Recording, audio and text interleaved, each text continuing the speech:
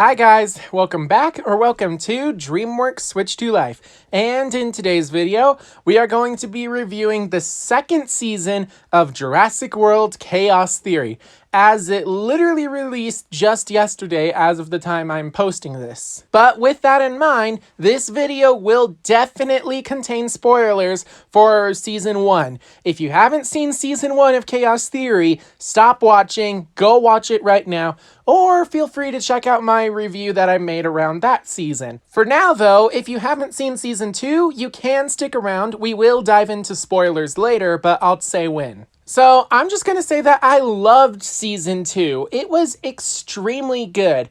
Granted, probably not as good as the first season, but again, extremely good. I highly enjoyed it. So first off, the story is extremely dark. I do not recommend it for little kids, but with that in mind, I highly enjoyed it because it was dark. This is what Jurassic is supposed to be like. First off, the animation is actually really good. I highly enjoyed it because this time around, not only do the dinosaurs look and feel realistic, but the humans look somewhat realistic. I do have one complaint about how there's a couple of lions that happen to be in the season, but unfortunately, we don't actually get to see the lions. We just see their shadows and the silhouettes, and it's really disappointing that we don't get to see a real lion in action. But there are plenty of other dinosaurs and animals that do show up, which is really good, and they actually look good because the animation is super amazing.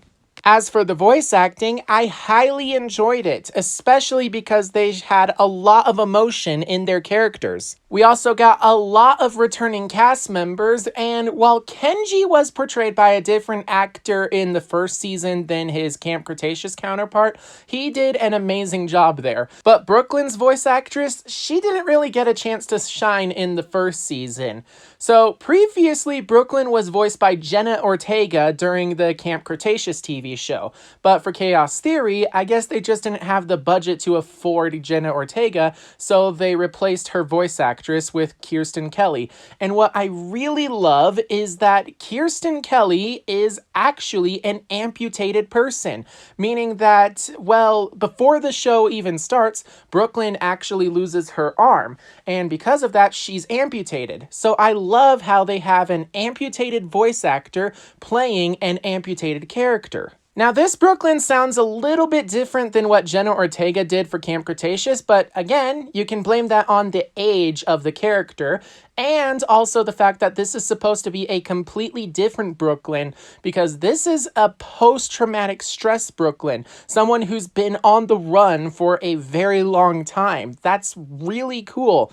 And honestly, Kirsten Kelly did such an amazing job as Brooklyn. There's another bit of voice acting that I love, but I can't talk about it because it would be a spoiler. So as for the sound design, I loved it. I loved all the dinosaurs with their roars and their clicking and a bunch of other stuff that you kind of just have to watch this show in order to understand how good the sound design is. As for the music, it's awesome. You got iconic music tracks from the Jurassic movies, which are awe-inspiring, but then you also have brand new original music that is extremely tense and builds the suspense, which honestly is what music should be doing. There are also plenty of calm moments where the characters are just chatting, but oftentimes the music is there to provide emotional support, which is really good.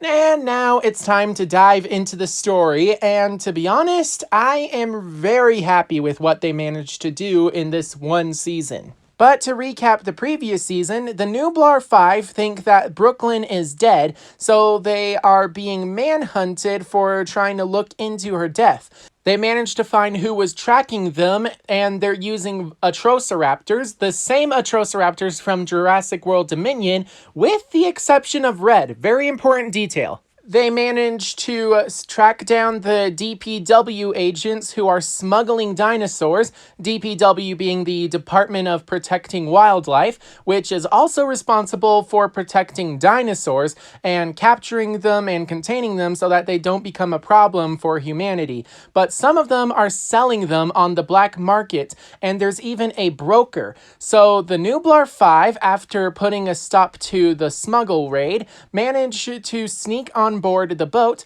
at which point they head off to places unknown. Oh, and it's revealed that Brooklyn is alive. Oh, and another key fact, Bumpy, the ankylosaurus from Camp Cretaceous that Ben befriended, had an egg at the very end of the season. And that egg just so happened to be smuggled onto the boat. So with that in mind, time to dive into season 2. And this is where the spoilers happen. So the first episode starts with the gang trying to hide out on the ship, at which point when the ship goes into a storm, they end up getting discovered by the crew. And while they do manage to help the crew survive the storm, there's also an escaped dinosaur, a Majungasaurus. And the Majungasaurus causes a lot of problems.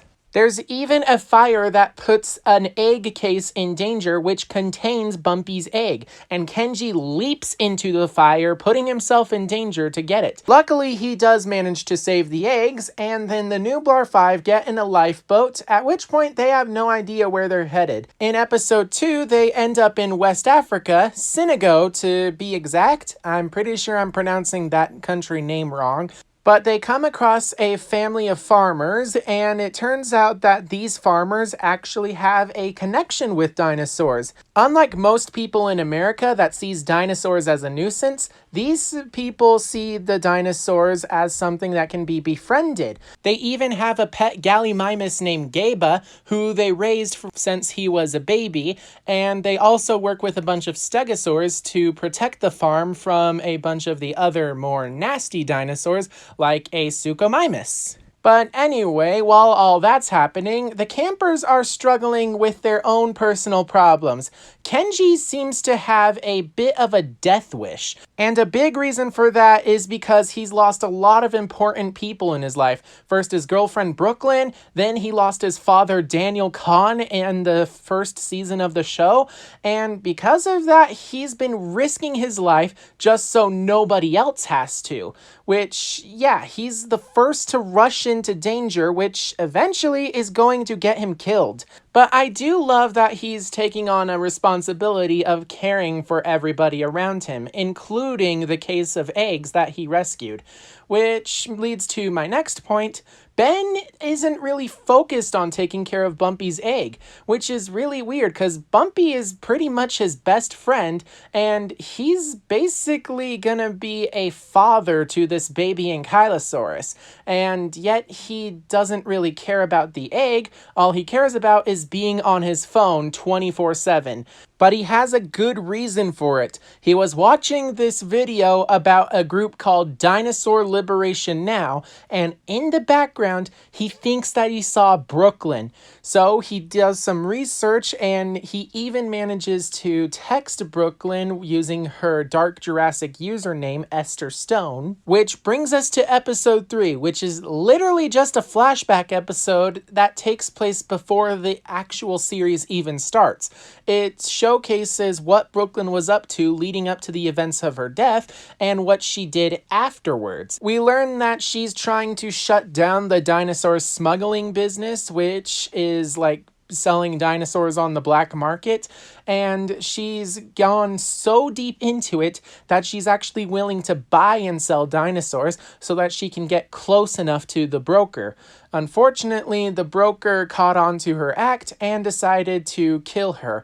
At first with an Allosaurus, which didn't seem to work, but then the raptor handlers show up. You know, the crazy silent whistle lady who's more of a dinosaur than she is a human, but she sends all 3 of the Atrociraptors after Brooklyn and kills her.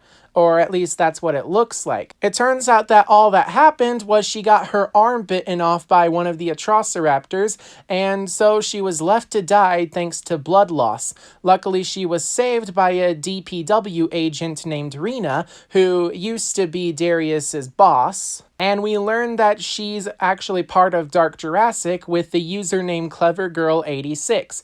And so she and Brooklyn work together to make it so that she stays dead so that she can keep digging and discover the identity of the broker and eventually gather enough evidence to send the broker to prison. And part of that includes changing Brooklyn's identity to Sydney, which I don't know about you guys, but I actually thought that was going to happen.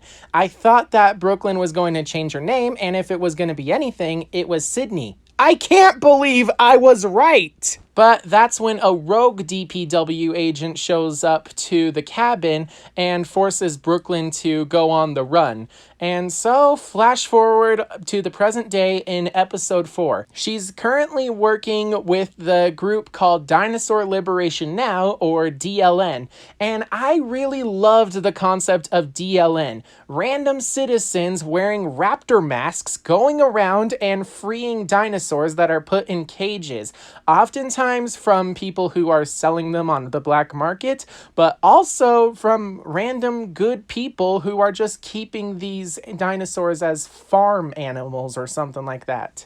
Honestly, leading up to the series, I thought that Dinosaur Liberation Now was going to be like secondary antagonist for the season, but unfortunately, they literally only appear in episode 4. They're mentioned throughout the season, but only in episode 4. Brooklyn tries to gather as much evidence as possible, which isn't a lot, but eventually she gets a lead. Turns out that there's actually an airport near every one of their raids, and every single airport has one particular flight in common. So Brooklyn tries to convince Ernest, the head of the DLN, to get the group to travel overseas. And then Brooklyn just goes overseas without the rest of the DLN. During episode 5, we see her spy on the apartment of the broker, and eventually she breaks in and discovers that the identity of the broker is none other than Sayona Santos. Yeah, if you've seen Jurassic World Dominion, she is the black market dealer in Malta, the one in charge of the Atrociraptors by using a button. And what I really love is that they actually got the movie voice actress of Sayona to return to voice her character in this show, which is really awesome. But anyway, Sayona manages to catch on to Brooklyn's deception, so she uses her clicker to summon Red, the missing Atrociraptor from season 1, and uses Red to intimidate Brooklyn. And I really love the fear in Brooklyn's face. She's like trying to keep her cool together, but at the same time, she's actually in sheer terror because this was the same species of dinosaur that bit her arm off, which is really cool. I love the fear and emotion that we see in Brooklyn at this point. And I absolutely love how confident Sayona is when she's intimidating Brooklyn. And so Brooklyn barely manages to escape at the last possible minute, and she realizes that Sayona, the broker, is actually one of the most dangerous people in the entire world. And she tries to warn Ben, who has discovered that she is in fact alive, that they need to avoid the broker at all costs. Unfortunately, Ben doesn't really listen because he has his own story going on. So back in episode 4, the campers are still in West Africa and they're about to leave the farm when out of nowhere they get raided and the case of eggs is stolen alongside Geba the Gallimimus. So one of the farmers, Zaina, a 14-year-old girl, decides to tag along with the campers and they go upriver, and I love the journey that they have on the river. Unfortunately, it does feel a little bit dragged out, and honestly, I think it's Brooklyn's side of the story that carries this season, because the campers going upriver on the boats, it feels really dragged out and repetitive and doesn't really add much to the overall story. Granted, it does give us a chance to bond with the characters, including Zaina, but unfortunately, again, dragged out. But we do get a lot of fun action sequences that keep us in suspense, including how the campers face off against a Suchomimus, a Majungasaurus, even a pack of Dimorphodons, and they even see some normal animals like a couple of lions who we only see their silhouettes. We don't actually see them in action, which is a real shame. But my favorite part is a hippopotamus that causes them a lot of trouble. It even goes so far as to eat Ben's phone. Unfortunately, this drags on for a really long time, and I'm pretty sure that episode 7 is completely unnecessary. They accidentally leave Yasmina behind at the end of episode 6, so episode 7 just resolves that cliffhanger, and it's literally just a filler episode that makes it feel like they put it in just so they could get a 10-episode season. Then again, Kenji did go through some character development, realizing that he tried to rush into danger, and it ended up putting one of his friends in danger instead of him. And while I think that's good, unfortunately, after they get Yasmina back, Kenji is a little bit too protective of her, if you know what I mean. But on to episode 8, where the campers finally make it to the selling facility, and when they get inside, it looks pretty abandoned. But they discover a lot of important details, like how the broker isn't just buying and selling dinosaurs, they're also breeding dinosaurs. And they discover that the captain of the ship from episode 1 is being hunted by Red the Atrociraptor, and this causes them to accidentally fall into the pit of a blind baryonyx, where they're mysteriously saved by a crane being operated as if by magic. But let's fast forward to episode 9, which is actually taking place at the same time as episode 8.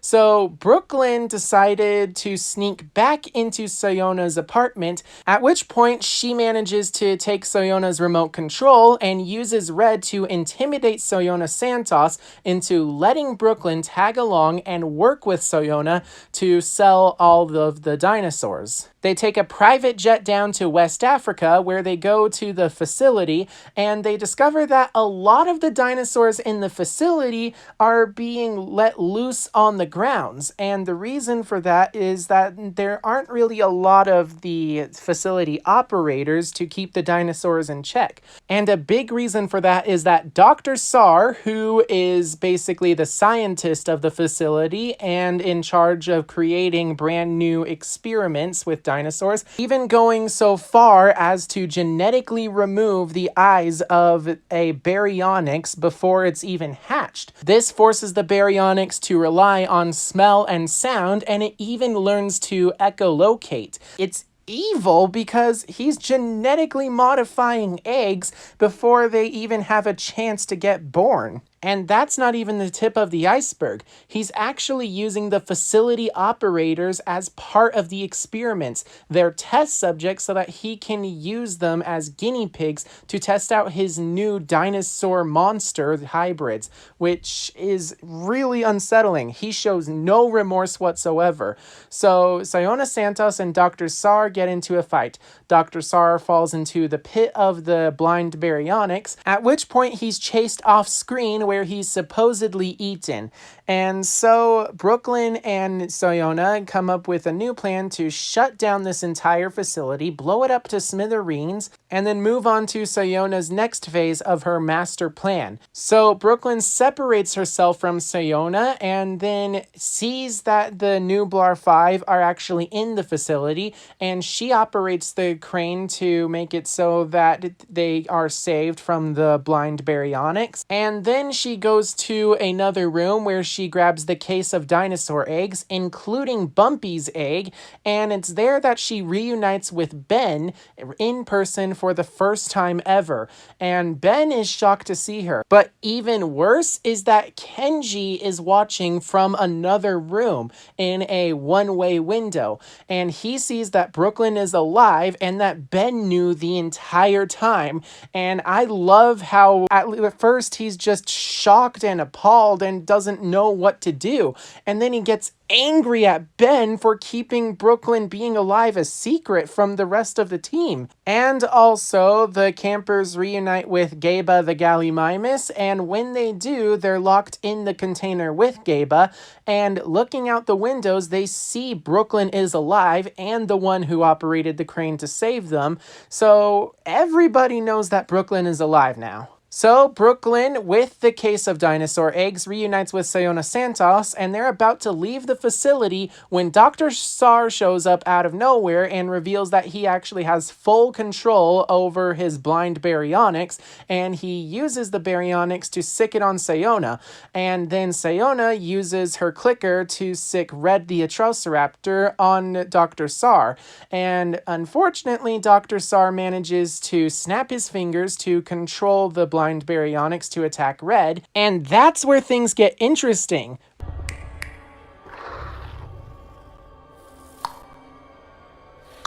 Red the Atrociraptor happens to be smart enough to click his tongue so it sounds like snapping fingers, making it so that the blind baryonyx is now under the control of Red the Atrociraptor, and Red uses the blind baryonyx to kill Dr. Sar, and we actually do see him die on screen, which is really cool. But anyway, Sayona manages to blow up the base, and she and Brooklyn head off to their private jet so that they can begin the next phase of their plan, which is to work with Biosyn, which leads me to believe that in the next season, season 3, we're going to be seeing the campers go to Malta and cross over with Jurassic World Dominion. I don't know about you guys, but I personally cannot wait for that. But anyway, the Nublar 5 managed to escape the exploding facility, and then they reunite with Zaina's father, and so Zaina and Gaba stay behind in Africa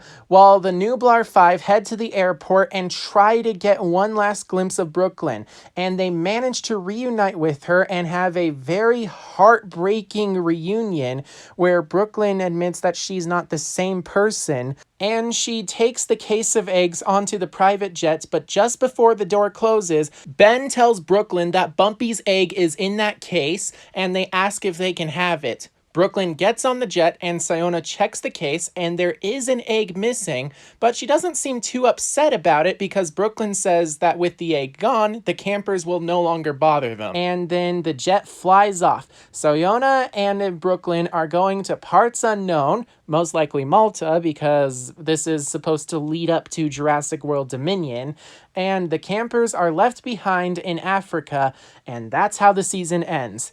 Honestly, that is the perfect ending for this season, and I cannot wait for when Season 3 is released in 2025. Honestly, there's a lot of things that I loved about this season. I know I complained about the rafting sequence being dragged out, but I also loved how we got to bond with the characters, especially our brand new character of Zaina.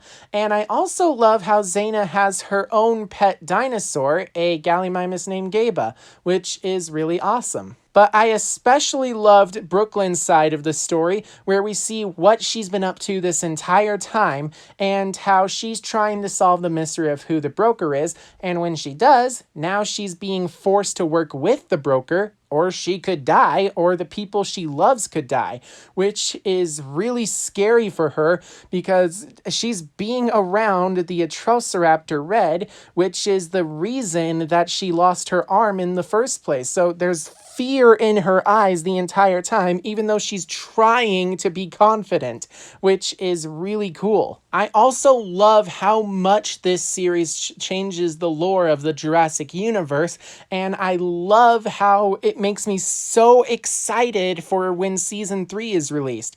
Granted, some people have been commenting on my channel, and I concur that maybe Jurassic World could do with an animated movie, and to that I say, probably not gonna be the next installment. The way I see it, there's just so much story left to be told in Chaos Theory that it can't be done in a movie. It has to be done in a third season of the TV show. But after that third season, maybe we could see an animated Jurassic movie. And the way I see it, it will probably be a Netflix original film. Yes, Jurassic is a popular IP, and I feel like every movie should go straight to theaters. There's just one problem. If DreamWorks were to create an original animated film with brand new characters, then why not just make it a live action movie? That would be so much better.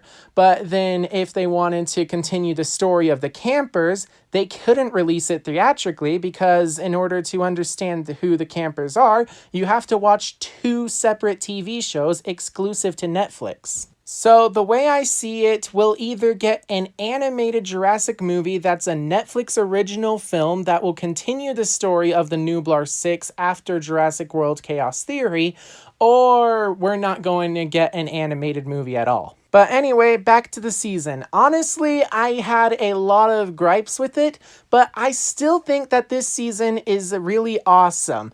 In fact, I might even say it's my 4th favorite out of the entire Jurassic franchise. I loved all of the questions it answered, especially because I actually predicted a few things that were correct, including Soyona Santos being the broker. I mean, I kind of expected it to happen, but I thought that they wouldn't do it in such an excellent executed way, which is really cool.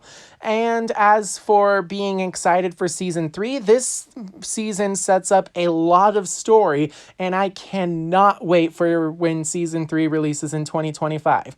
With that in mind, what are some of your theories for Jurassic World Chaos Theory? Make sure to leave your thoughts down below in the comments section, and please consider supporting me through my membership program by clicking the join button down below or by going to my channel page. Or you can just do the free option and subscribe. But with that in mind, I hope that you're all staying safe out there, and I will see you all in my next video. Bye-bye. I'll be back before you know it. Mwah.